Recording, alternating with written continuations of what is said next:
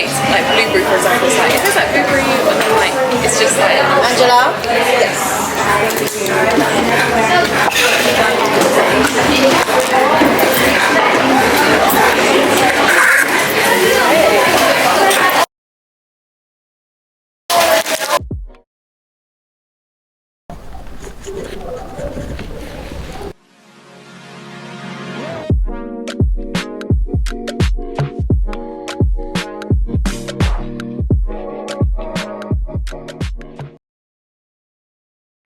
As I reflect back on the old joys of content creation, I realize I must find a new joy to continue. Though I may not be an OG that started in 2010, I started early enough to know the beauty of crafting, all in the name of fun.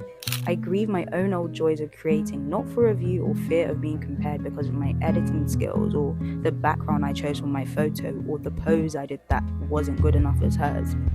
Though I may not see it in them, I feel the frustration in others that has caused one to quit, one to conform, one to spiral into a place of perfectionism, all in the name of content. I know my grief is shared because I know the joy of the old is shared too. The joy of a content day rather than the burden, the joy of editing rather than the comparison, the creativity of working with brands, not robot scripts, the joy of sharing, not selling. The joy and purity of the craft soon caught up with the conceit and egoism of the world to be better than your counterpart instead of support one another in love. There's suddenly not enough room for us all. What happens when we post to grow instead of posting to fall in love with it all over again? We see the detriments of what was once a universal craft now becoming a universal job. You have to grind, or this is your sign to post your content, or this is what you're doing wrong, or look at where I am now because I was posting my silly little videos. To even side note that I refuse to conform to the notion that my video was silly or little because it wasn't seen by others yet. Craft doesn't equal views, and the growth and the success does indeed deserve an accolade or two because it's not easy. But is it truly success if the initial purity of the goal you set in mind has now been warped to be their version of success? I can sit and moan saying, this isn't fair, I want to grow too. And whilst my moan or groan may be valid, I recognize this isn't my real heart's ache.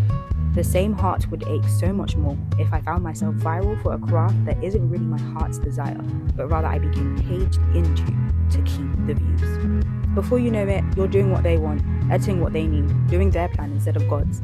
Dare I say we need to become selfish again. I'm tired of thinking, will this do well enough? I have such an innate desire to be countercultural that I hate the idea of being so driven and rather caged by other people's thoughts. While some thrive in their creativity, others are riddled by a pattern of people-pleasing and validation. And the most horrible, heart-wrenching thing is that most do not know they're there. Rather, they think they're thriving in their purpose. These are questions we really need to ask ourselves. But Angela, I'm too far in it. My mind has been warped, and every time I open that app, I can't see it for the beauty of developing my craft and sharing it with the world. In fact, I'm envious of those people. I don't know how to get there. I feel I've been influenced too heavy. Trust me, I feel your pain. Sometimes I feel in too deep, and it takes a matter of gradual unlearning. But the problem is you listen to too many people. You don't get inspiration from silence anymore. From doing nothing, from a day out with a friend, from life itself. You don't trust yourself for that anymore. You only trust it to come from the one on social media who's made it. Silence the noise. It's scary, perhaps time-consuming, but it's in that moment you'll see your God-given gift flow out of you alone, because you're capable. So, is all hope lost? No. Am I supposed to chase the old joy? No.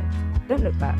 But you may need to take a couple pages from the old book because chances are you started with a pure heart and deep love for your craft, and now you're so confused to how you've become so results driven.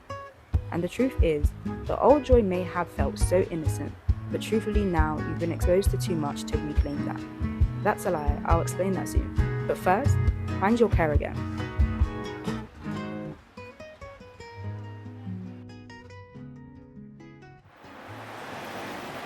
At the beginning, I spoke about how I started all this for fun, but I realized what kept me was care.